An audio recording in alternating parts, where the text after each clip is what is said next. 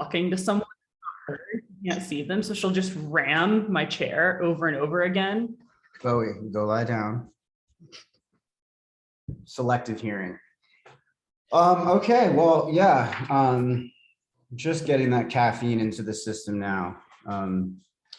But hopefully we've got some energy to have a good call. TJ got an espresso maker for his birthday. Yeah, I did. Very excited about that. He's a whole new person. It's the little things. The little things. Yeah, we've got some good questions here that we really want to get into. And yeah, we were actually just discussing over the holidays, we tend to, take about 3 weeks off from these calls just to regroup and rebank questions. Something that we did last year that really helped to also facilitate getting some more people back onto these calls. So we're not, we used to get like 30 people on these calls and we miss those days. But we are grateful for the few of you who are going to spend your Friday morning with us, or afternoon for some of you who are on the other side of the ocean. But if you've got like and I sincerely mean this, if you have a topic that you would like us to do a call on, something we haven't talk about anything something for any that length we of time. haven't talked about before, or it's been 2 years since we last spoke about this, and maybe our perspectives have changed, or yours, or whatever, please send us an email. We really appreciate everybody participating, and it helps to kind of drive the conversation. And we really rely on that because without you guys, I'd probably still be all sleepy right now. So thanks for that. Keep that in mind. And also next, a few days from now on Monday, it's Thanksgiving week here. So we will be having our annual gratitude call. And I hope all of you who are on this call right now have the time to come on and share a little bit. I love this call because we get to hear from everyone in like a pretty low stakes, low pressure way. Yeah. And I mean, there's scientific benefits to engaging in a gratitude practice. And it's fun to, if you don't currently have a gratitude practice, start to incorporate small bits of that into your life. Totally. I know that for me, I find like that I often go throughout the day without saying one or two things that I'm grateful for. And sometimes like that gratitude call every Thanksgiving is like acts as like a bit of a compass for me and reminds me like, hey, it's important to do this. Not just because it's good for you. Oh, get out. Not just because it's good for you, but it's good for, for everybody who is in your life to also hear the things that you're grateful for. Zoe and I kind of, we have a little bit of I would call it a bit of a gratitude practice where we share in the evenings our like rosebud and thorn from the day. And often that reflective process kind of, allows us to share some of those moments that we're grateful for, that we're, all of the things that we're grateful for. Yeah. So I would encourage you guys to think about that ahead of the call on Monday, but don't think too hard about it. It can be easy stuff. All right, well, maybe we'll just jump right in here. Do you want us, this Bill Lawrence question's been on here for like 6 I like weeks, this one. and we've never answered it. We should start with that one. Kudos to whoever submitted this question. Also, for people who are watching Ted Lasso or who have watched it, good call. Great show. And if you haven't, you're making bad life decisions. I just have to say it. It's worth the $5 Apple TV subscription. It's totally worth it. Yeah. All right. Well, the question is, what are 3 lessons from any Bill Lawrence co-created shows that you can apply to running? Yeah, I have to say I haven't seen Scrubs. Okay, well, me either. So we'll just see Ted Lasso. This is just going to be That's Ted the Lasso. only show that I know by Bill Lawrence. I would say, like, for me, the big takeaway from Ted, like, I feel like it's about a coach, so it's like so easy to be like, oh, this is super relevant to coaching. And then I think there's a lot of aspects, like when it focuses on athlete stories, like, oh, this is super relevant to my athletic journey. I think some things that really stand out to me are that Ted coaches everyone as an individual and tries to give them the psychological safety they need to be their authentic and best selves, right? Like he doesn't try to make Jamie Tart not be Jamie Tart for Jamie Tart to play his best. He needs to be Jamie Tart, right? So like you have this incredible scene of Roy Kent flipping off Jamie Tart to like get him riled up and angry. And I feel like that is there, you know, like while I'm not going to flip off an athlete, what that to me is like recognition of different things are going to motivate different people. And it's up to you as the coach to figure out what each person needs and deserves to do their best and how you can make them feel safe and supported enough to explore those things. Cause like they may not 100% always be like, I don't know, like the thing that you're like most like on the surface proud of, but like embracing who you are will make you a better athlete. So like if you embrace your, you know, maybe like just whatever it is that makes you you, that will make you a better soccer player. I also really liked in this most recent season when Roy Kent learning to start to like embrace like transitioning from his career as an athlete, becoming a coach, takes, I can't remember, the guy who's the team captain, I can't remember his name, but he takes the team captain to the soccer field where he grew up playing, which is like a really rough and tumble area. And he basically just plugs him into this like pretty aggressive soccer game because this guy had just started to get too much in his head and started taking things a little bit too seriously. And Roy Kent has this incredible, you know, very Roy Kent quote where he's like, fuck your feelings, fuck your thoughts. Like this is a game, get out there and play. And I think that that is really key. Like it's so easy to get caught up in like, oh, like this running thing is so important. And it's like everything to me. Like I get it. It's my job. Like a lot of my identity is wrapped up in it, but it's also literally just running. And like the way I came into running was through like jogging, right? And I've just taken jogging to its like furthest logical conclusion as an athlete, coach, professional writer. And like the more that you can release expectations and the more that you can reconnect with why it's fun and why it's joyful and why it is like actually a low pressure thing, the more fun you're going to have and the better you're going to perform also. And I think that like constantly reminding myself that this is not a serious thing and that that's like, okay, like you don't need to like build up a narrative in your head that like makes running more than it is. It's jogging, you know, like I think even like, especially for the longer races I do, like I'm jogging and that's when I'm like free to not put expectations or pressures on myself. That's when I perform the best. And I think that that was a really cool subplot in the second season. I also really liked the subplot with Sam Odismania. Sounds about right. About environmental justice and using his platform as an athlete to bring attention to oil spills in Kenya. It's like 100% my jam, like all around. Is like the reason I am inspired to chase bigger goals as an athlete is to have an additional platform to point at the things that are most important to me. I think that's super, super cool.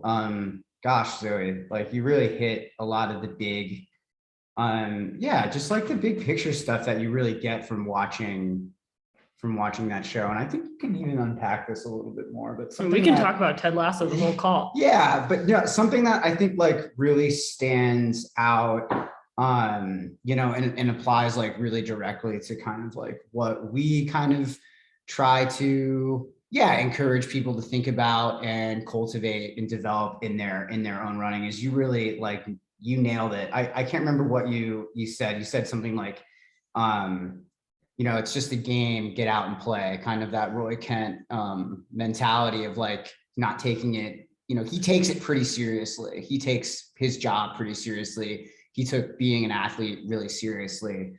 But at the end of the day, just because he was a serious person doesn't mean he wasn't holding what he was doing loose enough. Mm-hmm. And we talk about like holding your training loosely quite a lot. And I do that with my athletes because at the end of the day, right, like what you said, like we're just out there jogging.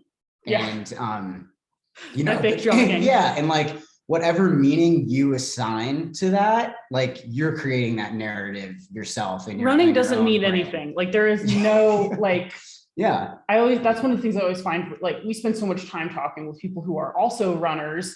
It's so great. Like, I don't know, when we go back to our families for Thanksgiving, they're like, oh, you ran 100 miles? Neat. Pass the turkey, like they don't care at all. And it's great. Like, that's very healthy to like have people who just think that, like, I mean, most people I think would be amazed. They're like, you run 5 times a week? That's the raddest shit I've ever heard. Yeah. Like, are you an Olympian? That's incredible, And Totally. I think that is a really refreshing perspective to reconnect with. It is. And I think that it's easy to get, you're a professional soccer, football player, easy to get really wrapped up in that. Like, you're an elite runner, you're a runner that's coached. So in my mind, you're an elite, like you're spending time on these things, you're engaging in the process every single day. To me, that's kind of what it means to be elite. You're doing something at the highest level that you can for you. That doesn't mean that you have to let that be all encompassing. We've mentioned, and I think that the show helps to illustrate that, is like that thing that you love a lot isn't necessarily all that there is.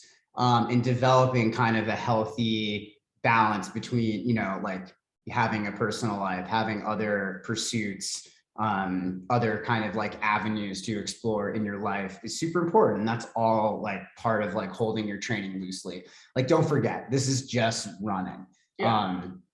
And at the end of the day, if we choose to overcomplicate it, and that's kind of like our need to make ourselves feel important and like graft narrative onto a chaotic and ultimately meaningless universe. Yeah, absolutely. And I think that is, a little bit part of the human condition. We're all human beings. We have a lot of chatter going on upstairs in our minds, a lot of like fleeting thoughts. Like, you've been reading Heidegger. Yeah, it's just self-evaluation all the time. And, thinking about this goal and that goal and this step to get to that step and like all of these things. And it can like really be overwhelming and take away, I think, from like the daily joy. Yeah. And just something that's like really interesting, from, I think, sorry, the sun is killing me. Would you mind shutting that blind? It's really interesting to see, athletes who like take this stuff super, super seriously, but also know how to let go when they need to, or to make it like play more or less when they need to. Those athletes tend to have longer careers, tend to engage in the coaching process for longer, tend to just be able to grow more as a result of the last two things that I mentioned. So I think that is like one of the biggest lessons that I kind of get from this. And I think it was awesome that you shared that. I think, it's like, it comes out of a super normal human instinct to make it feel like, like there's like a teleological arc to the universe. Like, if I do this, then this will happen, and then I'll grow and progress, and everything is linear. And like, there's like a forward thrust of the universe, like, because that's what our brains need to like exist and thrive in the place that we do. And I think that can sometimes be like, it's good because it helps keep you sane, except for when it becomes counterproductive and you get to those points where you realize like, oh, like, I just did that race I've been training for years, and absolutely nothing changed, and the universe is still just a chaotic mess. Like, and I think that sometimes we have that need to feel like what we're doing is like really deeply meaningful to not just us, but like maybe others, and like that it's very serious. And sometimes we'll perform seriousness where seriousness isn't all that helpful, and we're just kind of doing it to like validate to ourselves or others that what we're doing is like a good use of time, where I would argue that you should not have to feel that way, and you can spend your time doing whatever you want to do because it's fun. Like, doing something because it's fun is a totally decent reason to do something. Yeah. And I think in running especially, or anything that you engage in every day that has like this fundamental piece called practice to it. And that's something that we all do when we go out and we do our weekly training runs, is we're practicing. It's easy to, I think, like lose sight of that very quickly. But at the end of the day, practice is supposed to be fun. Things you engage in are supposed to be fun. The hills you think about skipping, or that I always think about skipping because I hate doing hill strides, are actually apparently supposed to be fun. So, think about those kind of things, I guess when you get out there. And that just reminds me of this like really good scene. I think it was in the first season where Coach Lasso gets on Jamie about he didn't want to practice. He claimed that he was injured. And that's, you know, as coaches, like I'm talking about practice. Yeah. Son. And like that scene, you know, as a coach, as somebody who has literally coached several hundred athletes at this point, is something that just plays over time and time again in the training logs, where it's people sometimes with illegitimate reasons who are just simply choosing to skip their practice. And that is really frustrating, because practice creates the environment, both external and internal, for execution of the goals that you've chosen for yourself. So yes, it's important to be serious. You should get out and get your practice done, but also we can hold that loosely. We can do it in a way that's fun. When life happens, you know, we can say, hey, there's always tomorrow, because guess what? I got all 5 runs in last week, or, you know, I was able to get out there for 20 minutes a day to put the work in. And so, you know, that's something that's huge. Like that idea of practice that kind of sticks out to me is this mastery approach to what you're doing. A little bit of practice every day really adds up, even if you're not paying attention to it, even if you're just like, you know, I'm out there, I'm running, it feels so, I'm trying to have fun with it. Not every day feels fun. And that's kind of the reality sometimes of running, at least for me. And over time, then eventually I get to a race and I've done my taper, and wow, here I am at the race feeling good. This is awesome. And a lot of that is because of the practice. And not every day feels great. Not every day is going to feel like $1 million out there. But you still got to practice. And anything, I think that if you're engaging with the coach, anything that you're spending your time on, what that tells me is like, it's worth practicing. It's worth trying to do that as best that you can. Totally. Gosh, and we didn't even talk about the self-belief aspect. Oh, the belief show. sign. We literally have like a life-size vinyl recreation of the belief sign. We have yet to hang in our new house, but we should do that. So we can smack it. We have the mini one on our refrigerator. Yeah, the only magnets we have on our refrigerator are tiny little belief signs.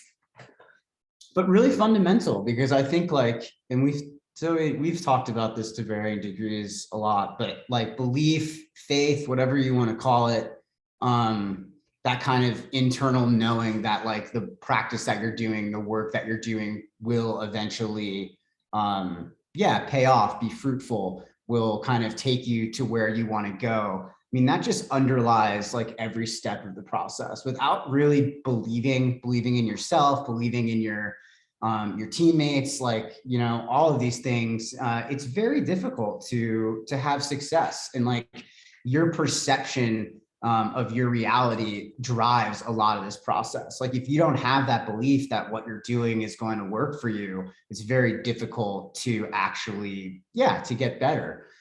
So I really like that aspect of the show. I think it's really, really key lesson really for anything that you're doing. You know, this doesn't have to apply just to running. It can apply to any area of your life where you're really applying yourself, on a daily basis to get better. Yeah.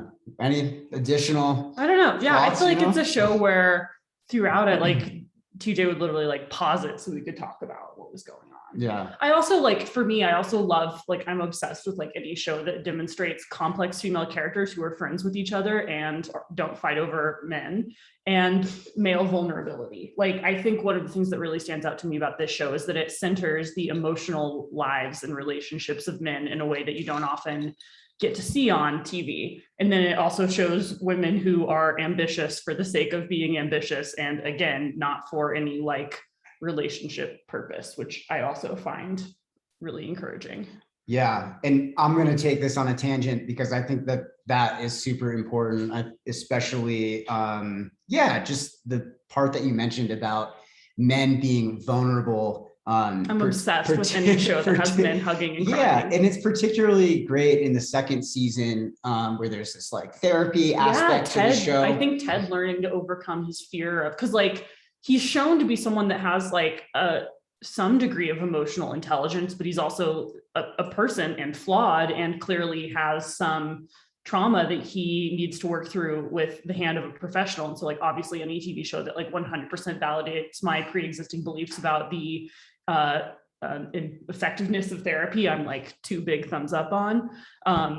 Particularly dudes going to therapy. Like I think something that I've seen a lot as a coach is a lot of people who've been super willing to seek out that level of exterior emotional support and go to therapy and have like really great outcomes. But I've also just seen a lot of people being like, well, I'm not crazy. I'm not like that level of crazy. And like, I've been in therapy for years and I've never identified as the C word and any of the C words.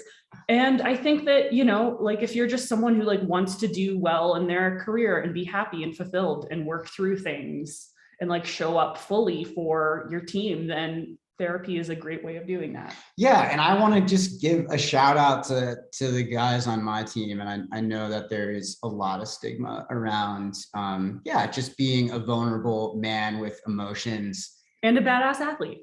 While being an athlete and a parent and like all of these things where I think it is, where I've really seen, as a coach, getting that window seat into just the lives of a lot of different guys. I know that it's a challenge, that there's a lot of stigma, and that men are supposed to be strong figures and not feel things and push things down. And I would encourage you to try to, embrace the things that you feel. And gosh, if you're a guy who's been thinking about therapy for a number of reasons and have not been able to, to make those steps, like I would really encourage you, watch this show. It might have an effect, on just kind of your thoughts around it, asking for help, getting help. It can only, I think, really especially benefit an athlete, a human being, help you get closer to, reaching your full potential and all of that. So that to me was just like a great part of the show and something that I really was like, damn, we really need to encourage. I want to encourage more of my male athletes, like to seek help when you guys need it. Totally, because something I see a lot, especially just in like the incredible people we coach, are people that are really supportive for the people in their life. Like I think like just like the average microcosm athlete is like the person in their circle that like their family is depending on for a lot of things. Their friends are depending on their work. Like there are, people that are involved in our community are kind of pillars for other folks.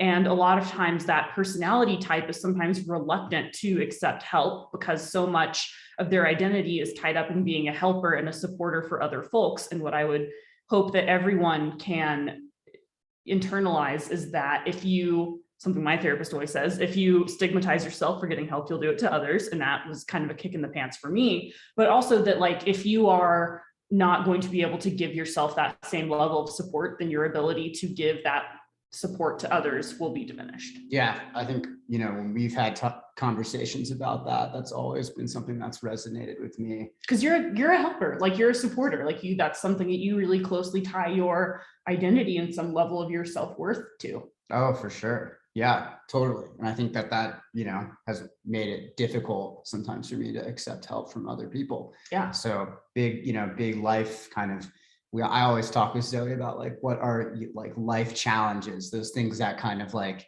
you've been working on to improve on like over, not just like a year or 6 months, but like many, many years. And I think that we all have those things. Just take a second to think about it and you will uncover several of those in your own life. But those stories that kind of keep playing back, and it can be really helpful to get a little extra help with that kind of stuff. I know, I coach a number of veterans, and a lot happening with those athletes. Again, better help, and particularly Bigger Than the Trail. Shout out to Tommy. Big shout out to Tommy. There is free therapy through BetterHelp and Bigger Than the Trail available for every microcosm athlete. If you can afford it, of course, please, pay what you can. But if you're somebody who has thought, oh man, it's not approachable because it's X, Y, and Z per week to get this help, the resources are there for you. We really encourage you guys to reach out, everybody. because there are for everyone a number of reasons why like these resources can be super helpful. Even for Ted, who I was definitely blown away in the second season when we kind of felt like it was coming, right? Like at the end of the first season, but I didn't know it was going to take that turn. Yeah, I thought it was really interesting that they showed him being resistant to it, because I think that gave people a more meaningful way of working through it, rather than like, oh, this is a guy that immediately, like, clearly he, like, again, just ties a lot of his identity and his self-worth to being other people's coach and like knowing what needs to be done, but he can't do those things for himself, which isn't bad. That's like totally freaking normal. Like, I don't coach myself. I would be totally, if I was left to coach myself, like I'd be injured and sick like all the time. Like I just would be, and I'd be doing way less volume probably somehow. And it just would, like, it, you know, we don't all, like, you should not always have to give yourself all of the support and love and resources that you need. Like, we're interdependent beings, and that's totally fine and normal. And any story you tell yourself to the contrary is incorrect, in my opinion. Awesome. Well, great. This is a really fun question to talk about. I feel like we really nailed all basically the different facets of protect the environment, go to therapy, give hugs, believe, hold your training loosely, but get it done. Okay. Here's a great question. This came in this week, so I really wanted to get on this one. We talked about it, but it might have been like a year ago. When to train by time and when to train by distance. I almost feel like if you, like, I don't know, I have like probably 75% of my athletes training by distance, but I'm always down to sub in time, because I think that's a much better proxy for training volume than distances, right? Because like 16 miles on trail is a fundamentally different day than 16 miles on the sidewalk. Yeah. Like, you know, that's like, it could be like 4 hours or like 2 hours, you know? Mm-hmm. And I think that that's, you know, it's a better way of approximating stress and training volume.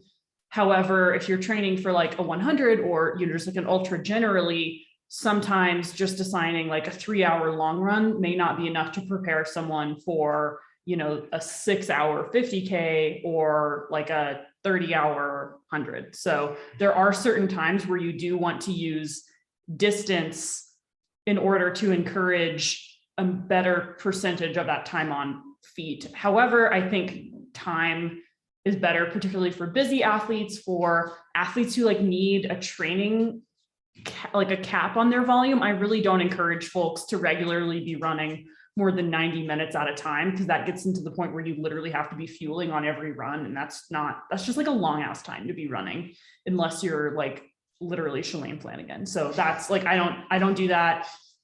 And I don't think that's a productive training volume for most folks. I think at that point, it's more productive to do like an 80-minute run and then maybe a double if you're really trying to get that volume. So it just kind of depends on like pace, ability, busyness of athlete. But like, I think training by time is great. And I wish I did it for more athletes. It's just sometimes harder to wrap my head around as a coach, because you have to like think about what the athlete's average pace is and then like work your way backwards to get there, as opposed to just being like, run 6 miles. Yeah. I think so. Yeah. A lot of great points there. I think one that maybe you kind of glossed over it. But for athletes who live in like very steep areas where there's not a lot of flat access, yes, hi Zena, looking at you right now. And a lot of my East Coast athletes, training by time can be really effective, because always running on technical trails, going to be very slow out there. Always running really steep, it's going to be very slow compared to somebody who is constantly running the roads 5 or 6 days a week. So in those cases, I actually do like to shift athletes over to time-based training. I think particularly like can be very helpful, because like a 16 miler, you know, where Zeno lives, or where some of my athletes on the East Coast live, could literally be like a 5-hour run. So like, that's not always that productive depending on what phase of training we're in, but like a 16 miler for me in the winter is like a 2-hour run. So huge difference. And so like, it's really important, I think, for coach to like take into account the terrain type the athlete's on. Also busy athletes who have a lot of stress around like the numbers. I don't know if I can get 5 miles in between these meetings. Putting time on the schedule really helps to alleviate that. I think also for, again, data focused athletes, who are like 5 miles, how fast can I do that? Okay, well, all right, let's go for 50 minutes, instead. Really helps to kind of like disassociate from all of those numbers and from constantly being adding up the pacing and the times. Because like your body literally doesn't know what a mile is. Yeah, it knows, it doesn't Yeah. know. It only knows your effort. It kind of only knows the accumulation of fatigue and stress. So yeah, I think that it can be a valuable tool, but again, we'll just go back to, coaching to the individual, like Ted Lasso. Yes. Great work, Ted.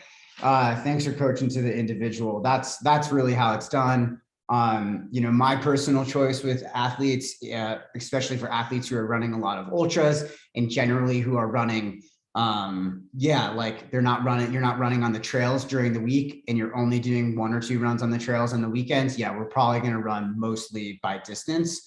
I think big advantage to run with mileage-based training for some athletes, because mentally, when you're clicking off like a 20 miler and then a 14 miler on Sunday and things, like you start to feel very confident. You see those numbers, some confidence can build there, knowing that you're putting in that kind of time.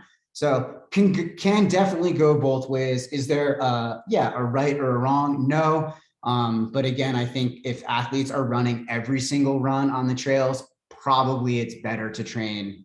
It can be better to train by time to really kind of help to manage that overall training volume. Yeah. Cool. If you're one of those athletes who runs on the trails every day and you don't tell your coach that, check in with your coach, because that's really important information.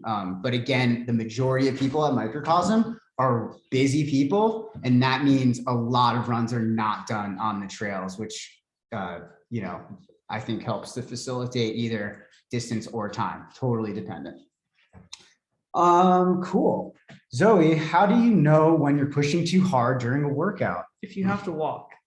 When would you be walking if you're pushing too hard during a workout? At any point. At any point, like between intervals? Between intervals, or like if you can't sustain, basically you should never exceed your mile effort in a workout. Yeah. I would say you should never really exceed your 3K effort. Like I would, just to be like really clear on terms, a stride is like 30 seconds or less, and an interval to me is like a minute or more. Yeah. So if you're doing an interval, a minute or more, usually intervals of like 1 to 2 minutes, you're aiming for like 5K or maybe like a little feistier sort of effort. So like something you could sustain for like maybe 30 minutes, 20 to 30 minutes. So it's a significant effort, but like you should not feel like dying at the end. If you feel like dying or walking, or if you like have to stop your watch, you're going too hard, essentially. And then, for intervals of 2 to 4 minutes, typically we're looking at 10K effort, which for just an approximation, if you're not a road or track runner, 40-ish minute effort for like an average intermediate athlete. So, but again, like if you can't complete the workout, then you're going too hard. And like some days, like you're just going to slow down, but like a workout that you're able to move through without stopping is a higher quality workout than one where you're going faster, but you have to like stop to like get your game face on or like walk. So yeah, but I would say again, just like don't really exceed 3K. So like never go faster than you could run like basically 2 miles at. Yeah. A big indicator when you're pushing too hard during a workout is definitely if you have to walk between those intervals. I think the caveat to that is those like 20, 30-second hill strides. You're pretty common to have to walk for 10, 15 seconds to catch your breath at the top of that hill. But after that, you should really be jogging down slowly, trying to get that heart rate down, and then just taking your time at the bottom of the hill to regroup. But the reason why we have those easy kind of, however long the duration is, but that easy recovery jog between intervals, it's very neuromuscular. So when you're running fast, you're running with your best form, that kind of like cadence and all of that is key. So then when you kind of go back to that slow slow jog, generally for a lot of the athletes, that like neuromuscular feedback that happens there is you kind of like lighten up that stride even a little bit when you're kind of, at least for me, I'm going pretty slow between my intervals.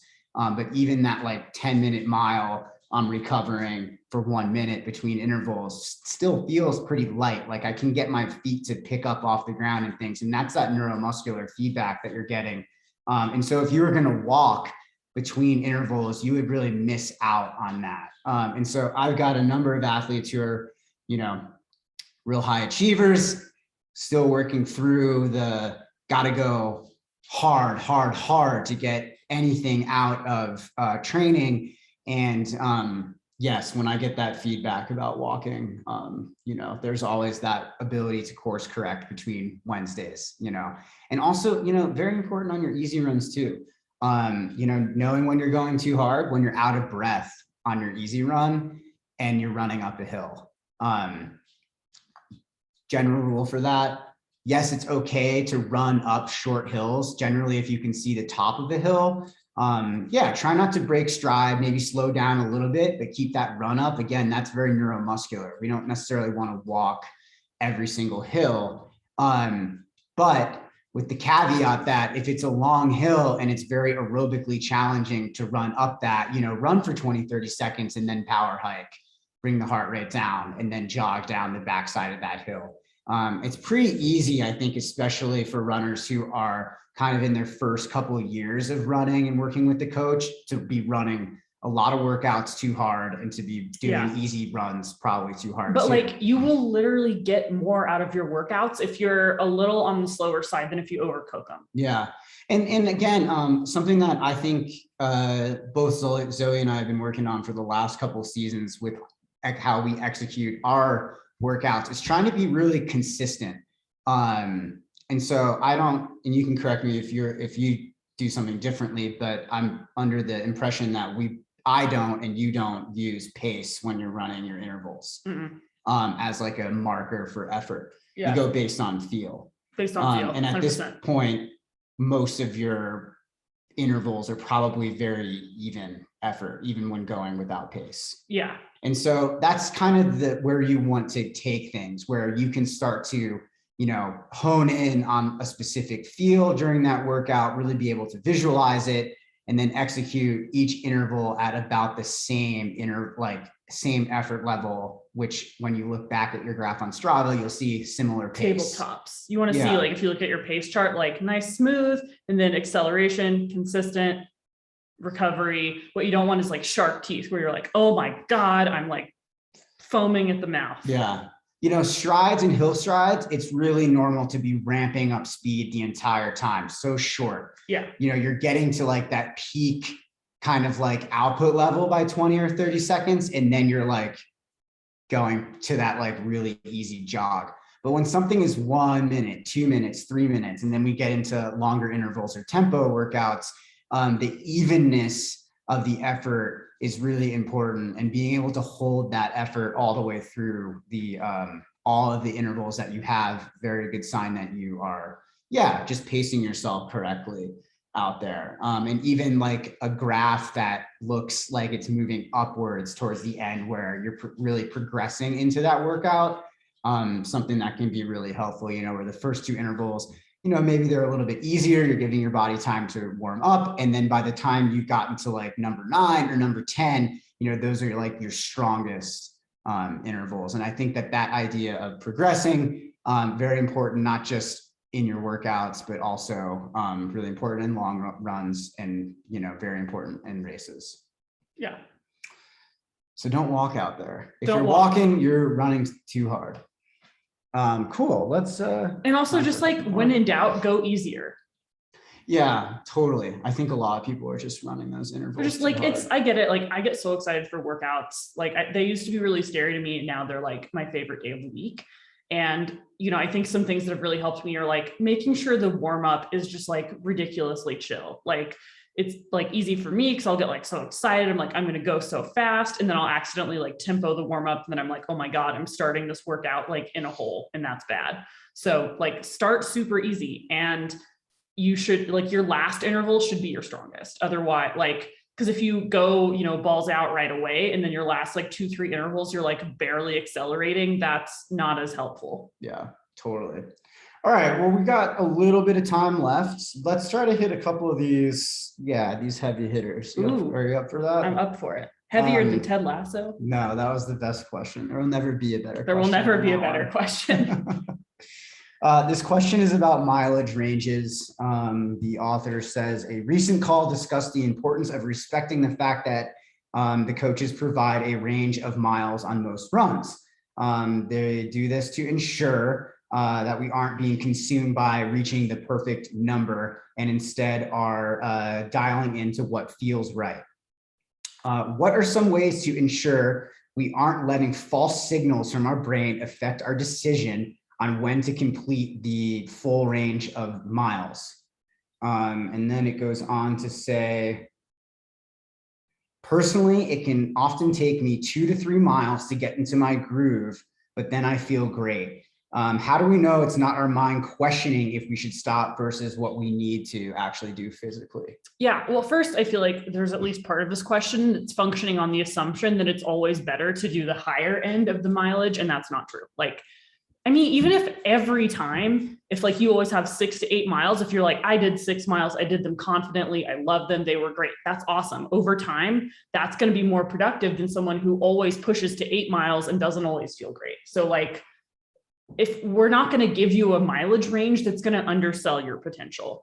However, if you're just like always doing the shorter side out of like something like fear or just like, I don't know, not like an unwillingness to push yourself, which like I don't think resonates with a lot of our athletes, that would be different. I think this just really comes down to one of the most important skills as an athlete, which is building self-awareness and always keeping an eye trained on the why behind the decisions you are making and being able to make decisions that are in alignment with your core values as opposed to just immediate reactions to what you're feeling. So if you're out there and you're feeling good, like you don't want to feel like, oh, I'm going to push to the other end of that mileage. If it feels like you'll just get there, that's great. That's the feeling I go for. And I just think it takes like knowing like, okay, is this my brain trying to protect me from being vulnerable? Or is this my brain that's like, oh, I don't know, man, you're pretty tired. Like you had a big day. Like that's fine to listen to. Like, again, if we give you a range of 3 to 4 or 6 to 8 miles, it's not that you're not doing enough if you don't hit the maximum, right? Similarly, if you're always hitting that maximum out of a place of like, I don't feel I'm enough, I feel like I always have to do the most to grow, like that's a bad reason to do that. So I think it just takes really understanding like why, and that it's okay to like not be on the higher end for bad reasons, and it's good to be on the lower end for good reasons. Yeah, really a lot of great information there, Zoe. Thanks. I think that it's important to note just as part of the question about feeling like it takes a little time to get into the groove out there. And I know we're into the winter running months, and that groove can be a little bit harder to achieve. I'm thinking back to my run yesterday. I just like never warmed up out there. Yeah, it was cold yesterday. And then I called it early. Which is like fine, right? Yeah, like, and I think that it's just like you made that decision. Yeah. Like it was a conscious decision you made. It was a response and not a reaction to like, oh, I'm tired. You were like, okay, here's how I'm feeling. Let me evaluate this. Let me like make a conscious decision. Yeah. And I think that's just all you have to do is make sure that you're engaging in a decision-making process and not just like defaulting to anything. Cause like for me, my default is always going to be to do too much out of a place of insecurity. And sometimes people will like mistake that for like, oh, she works hard. But like, if you're working hard for the wrong reason, that's like equally dumb as not working hard. Hard work isn't always the smartest work. Totally. Yeah. So like, it just takes knowing like what kind of person you are and what your default reaction is. Cause mine is typically to push through stuff that like I shouldn't push through. And that is as bad as someone who never once pushes at all. Yeah. And I think, a couple rules like 2 to 3 miles, it really depends on the person, whether or not like that's how much time you need to warm up. I would maybe say if it's taking you 3 miles, I mean, that's going to be like, for me, that's like, I don't know, 20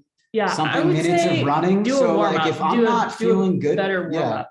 sorry to talk over you there. Sorry. But, if I'm not feeling pretty in it by 3 miles, that's generally going to be like I'm running the lower end of the mileage range. And I think something that both we've mentioned before in calls, 10-minute rule, 10 minutes, 10 minutes, super easy. Maybe that can be part of your warm up. After that, the run should start to feel good. And then to just go back to what you said, which I thought was awesome, Zoe, and really kind of, to me, sums up the decision-making process here, is that if you feel like you have to push yourself to get to that higher end of the mileage range, that is a strong indicator you shouldn't be running all of those miles. If you have to push for it, you'd be better off spending that 10 minutes or 20 minutes of extra running resting. Yeah. So that way, the next time you go out, it doesn't feel like a push to get those miles in. And I know that long runs and things like that, for a lot of athletes, there's going to be a push, mentality. And I know, like, for me, I'm getting back into my training now. I've got a longer run on the schedule this weekend, and I'm already kind of mentally preparing for, like those last few miles probably being a little bit more of a push. This is not what we're talking about. That's not what we're talking about when we talk about this. We're talking about your daily practice, your easy miles during the week. If you've got to, push yourself, it becomes a mental process for you to get all those miles in. Strong red flag, you're running way too much. You're not taking into account other life stresses, and that maybe the balance there is off. And then, you have to, as an athlete, sometimes address tough topics like that with yourself. Like, man, I think I'm really pushing through this. And like, this happens to me all the time around this time of year, where every day here is gray. It's a lot harder for me to do. It's cold, it's all windy, 10 miles. Yeah. There's like or 12 a miles. disturbing amount of ambient moisture for the desert. Right? It doesn't make any sense. Why is it humid all of a sudden here? Our winters are humid. I mean, they're not like actually like, so sorry. Relatively. For us, like for us. to our southeasters, like it's not nearly on that level. Megan, I have no idea how you keep your hair so frizz free. It's a true miracle. But it's a lot for us. Anyways, frizzy hairs. That's the time of year here, with 60% humidity out there right now. But I hope that makes sense to you guys. If it becomes a strain to get the miles in, you're doing too much. It's as simple as that. If you can't feel warmed up within that 10, maybe 15 minutes, if you're not feeling it, do less. It's okay to do less. Start making that hard decision, because for a lot of people who struggle to do less, that's a really hard decision. That's okay, but you can rewire those neural pathways with time by making the tough choice. And I know a lot of my athletes are on this call, and I've seen them really grow with making these really strong decisions where it's like, I can do a little bit less and still crush, that 100K or that 100 miles. I can do a little bit less and then feel really good on my long run on the weekends, and stuff like that, like really setting yourself up for success like that. Yeah, you have to be vulnerable. It takes to have a hard internal conversation sometimes, but you all are capable of doing that. Yeah, have the hard conversation with yourself, cultivate self-awareness about why you're making the decisions you're making. I like that. In general, less is almost always better if you have any question about it. All right, let's hit this last one, because you smiled at this question about an hour ago when we looked at these. Ooh. I don't even know if you remember it. But it goes, the author says, in my recent race on 2 occasions, I passed groups of 2 or 3 people. I found it harder to not feel guilty in continuing on past them, as if I wasn't being a team player, or wasn't there for them in the community. Would love to get your thoughts on how to interpret this and how to work through it. Yeah, fuck anyone that doesn't like being passed by you. Like, that's what this sport is. So like, if you're not ready to be passed, like, this is the wrong hobby for you. And I think that like, there's different ways to show up for your community. Like, I show up when I'm like competing. That being said, like when I get passed, I tell, usually like I'm more encouraging to the women, because I'm like, yay, ladies. I'll be like, you look really strong, go get it. like, I'm really supportive to the people that pass me, because the way that I engage with my community most authentically is through competition and through connecting with fellow competitors. If someone needs you to fall short of your potential in order to connect with them, that is a bad person and they do not deserve your time, is what I would say. Like, passing people is awesome. And like getting passed is also awesome. That means someone's having a good day. Like they're tapping into something, like, and you get to bear witness to that. That's freaking incredible. And if you resent people for passing you, you need to do some heart work to figure out like what's going on there and like why you have vulnerability around that. And like, I think it's cool that there's like groups of people running together, but like you can be a team player and still put yourself out there athletically and leave people in the dust. Like that's what being a team player is, right? Like you should want your other, like when I'm competing, I want to do my best so that like the other competitors around me have the opportunity to like rise to my level, and like we can all push each other. And that's what we're out there to do at these races, right? Is to like bring your A game, because when you see someone bringing it, you're able to like tap into other parts of yourself that you're not into on just like a long run, right? Like that's the energy we're all trying to feed off of. And I think it's your, kind of obligation as a competitor to be your best and to want that same thing for other people and to hold those two ideas in your hands. Yeah, nice. Gosh, you really nailed that. Yeah, run your own race. That really just speaks to me. If your race is, you're out there with your friends in your running group and you guys know like, hey, we're sticking together, we're going the distance, this is like how we do it. Hell yeah, that's freaking awesome. If you're one of my athletes and I coach you and you want to do that at your races, I fully support it. You don't need to go always be out there trying to chase a PR and to, just be trying to go as quickly as you can from point A to point B. There are many ways to experience your long runs and particularly these races.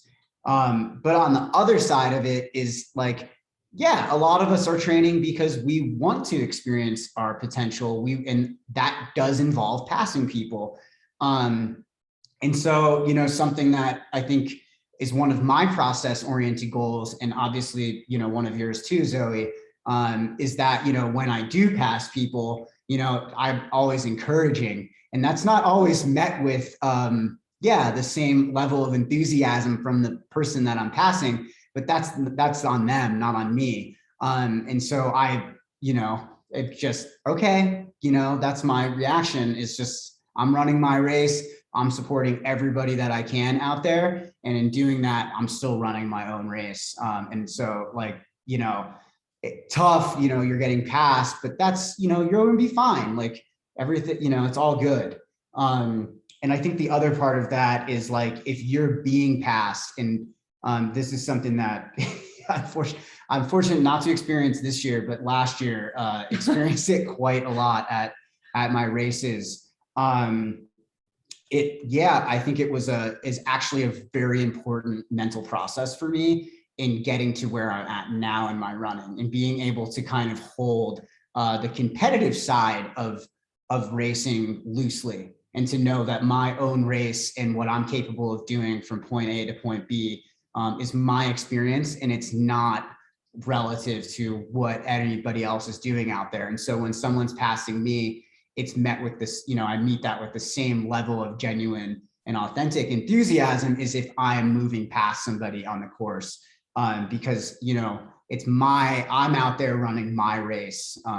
There's other people around me, they're running their own races too. They're doing their stuff. And I think like having just like a solid understanding of that really helps, and will eventually probably help every athlete if you can get to that point of just being really accepting of yourself out there, to just run the best race that you can. If we're always wrapped up in wondering, oh, I hope I didn't make them feel bad, or sorry, I'm passing you. Because like, if you do the sport long enough, you're going to see both sides of that equation like a ton of times, right? Like, I've been that person a lot, both both ends of the equation. But I think that, it depends on like what it means to you to show up for community. But I just think that there's a lot of toxic narratives, particularly for women, around like, oh, if you're not like so nice and so like, it's really hard to own your competitive sure side. If you want to be quiet out there when someone and that's also you, fine. I'm cool with that too. You don't have to do what Zoe and I do. I think the other side of that is, never, if you're on this team, you're not putting other people down when you're out there. Yeah.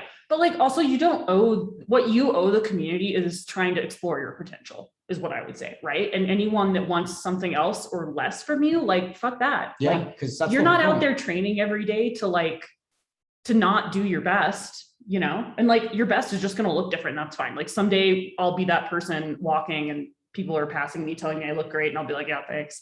And that's awesome too. But like, why, never slow down to make someone else feel comfortable. Never shine less brightly just to make someone else feel comfortable. Totally. I think that's, that on them to celebrate kind of your It's on them to celebrate you in the same way that you would celebrate them. Like it has to be a two-way street. Yeah. But like, I always celebrate people when they beat me. And I think that is awesome. And I want the same from them. Totally. Gosh, that's so great. And I really want my athletes to not harbor any resentment out there. We're all at different levels. We're all at different places in our like human journeys and our athletic journeys.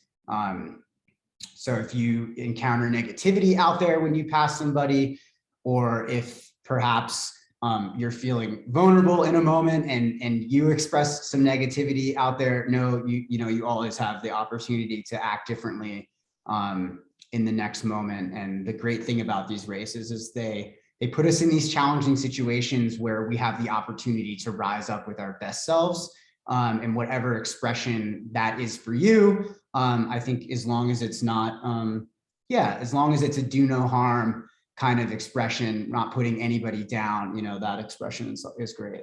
Yeah. I don't know. I've worked really hard to get to a place where I can be that cheerleader for people. Yeah. And I'm really proud of that. That's awesome. And I think that like that obviously for both of us, like that really works well for us. But for other people, that doesn't resonate as much. And sure, that's cool too. Yeah. Again, with the caveat, we're not putting other people down out there. Yeah. Even if your version of lifting somebody up is just being kind of quiet and being in your own head and running your own race, I fully support that as well. Totally. But you don't owe it to anyone to dampen your potential. Definitely not. And that's what these races are all about.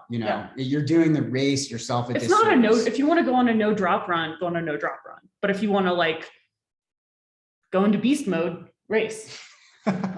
Yeah. Cool. Well, thanks guys. I enjoyed these questions. I hope to see everybody at the gratitude call on Monday.